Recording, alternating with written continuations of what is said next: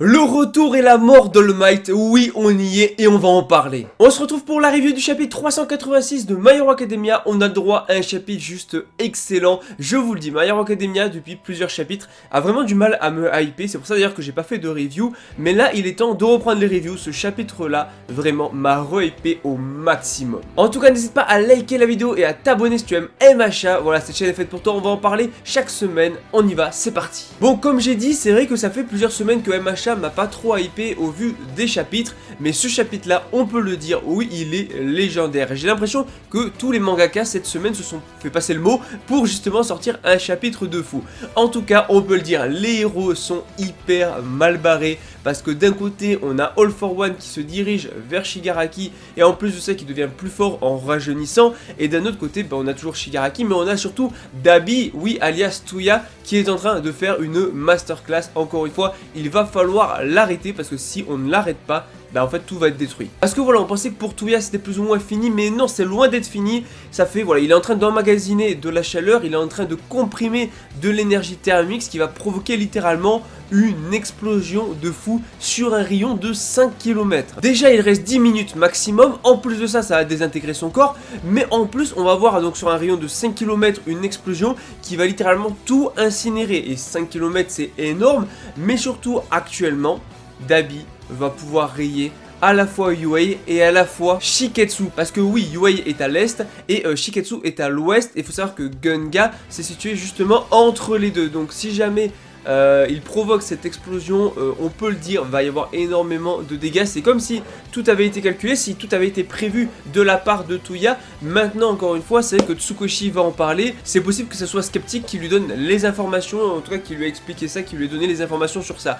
Maintenant on ressent énormément le désespoir chez les héros, enfin même j'ai envie de dire chez les gens en général. Par exemple si je prends le cas de Tsukoshi, franchement je trouve les traits de Horikoshi incroyables, et quand tu le regardes tu sens que le gars a une pression de fou et que là ils sont vraiment très mal barrés. Et c'est encore plus accentué parce qu'on a non seulement Shigaraki donc qui est là-bas face à Midoriya, mais on a All for One qui, rappelez-vous, essaye de le rejoindre. Donc voilà, si jamais on a les deux seigneurs démons, les deux rois démons que sont Shigaraki et All for One qui se rejoignent, ça y est, les héros n'ont aucune chance de gagner. Donc en plus de ça, All for One accélère, donc s'en rapproche de plus en plus. Il est en plus quasiment à portée d'utiliser son alter de distorsion, mais en plus de ça, il n'y a quasiment aucun héros encore debout pour le stopper. Actuellement tous les héros, Ox, etc., Fumikage et tout, ils sont tous KO. Il n'y a quasiment plus personne pour arrêter All for One, pour le retarder, ni rien, sauf bien évidemment encore un héros. On en parle après, mais All Might est de retour. Et quand on voit le regard de Tsukoshi en se disant que justement il n'y a pas de héros disponible et que même s'il y en avait,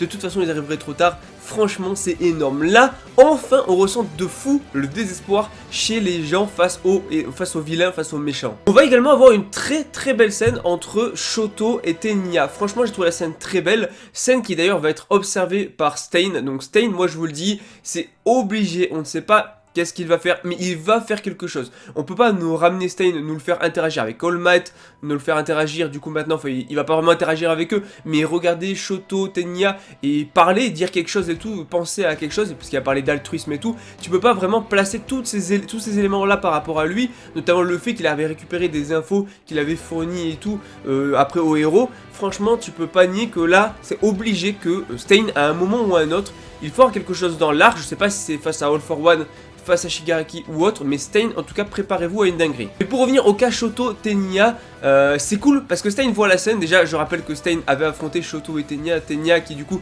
pensait qu'à vouloir venger son frère et qui n'était pas considéré par Stain comme un vrai héros, et on avait Shoto qui l'était un peu plus considéré, surtout Midoriya à l'époque qui était arrivé.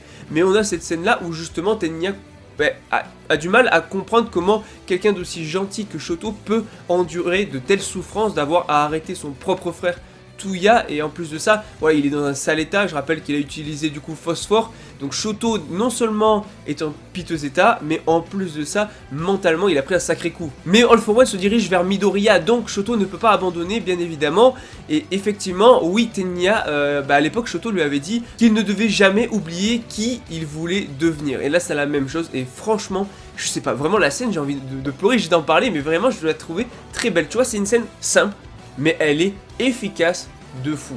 Tenya Shoto, scène efficace de fou, basique mais incroyablement bien faite. Sans parler des traits de dessin de Horikoshi qui sont encore une fois masterclass. Bon, on a All Might qui va contacter Shoto Teniya. Voilà, on a eu le droit à cette belle scène. Maintenant, on a All Might qui va les contacter et qui va expliquer la situation. Le fait que Dabi alias Toya est à Gunga, que justement il prépare une explosion de fou, que même Endeavor avec son alter ne pourra pas comprimer, ne pourra pas restreindre. Et en plus de ça, les blocs d'évacuation sont à portée.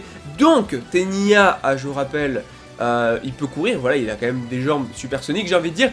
Et donc Shoto est peut-être le seul en mesure après d'arrêter Toya. Donc, bah oui, All Might va leur confier la tâche d'arrêter Toya. Et encore une fois, on a une scène, mais je vous jure, ce chapitre était vraiment hypant de fou.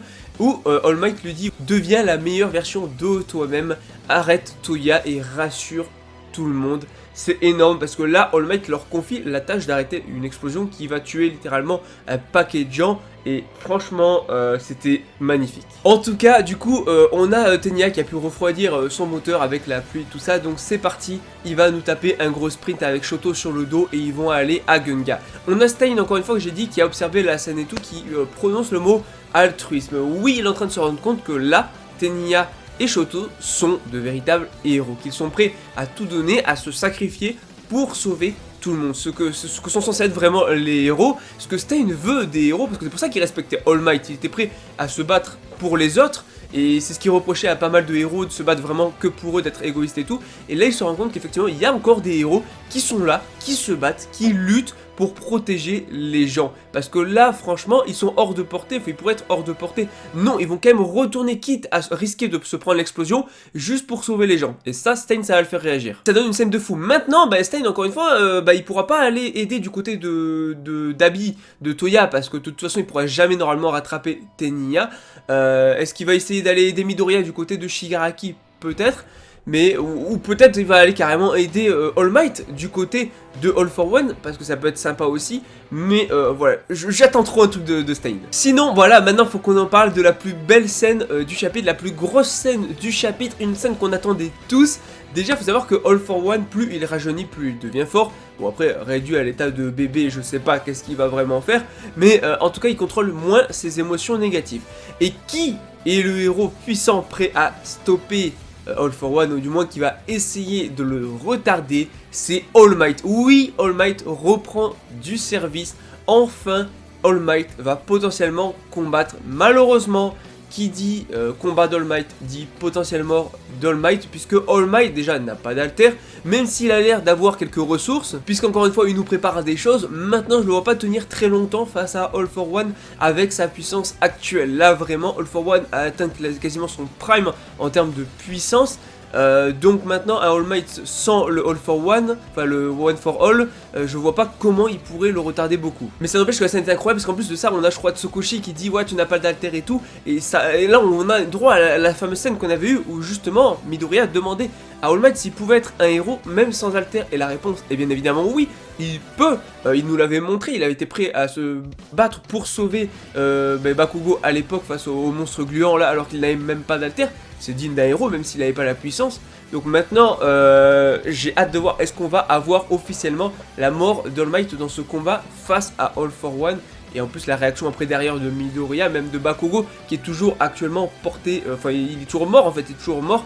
Même s'il va, on sait qu'il va revenir, maintenant quand je ne sais pas. J'ai juste envie de dire vivement le prochain chapitre pour le combat All for One vs All Might.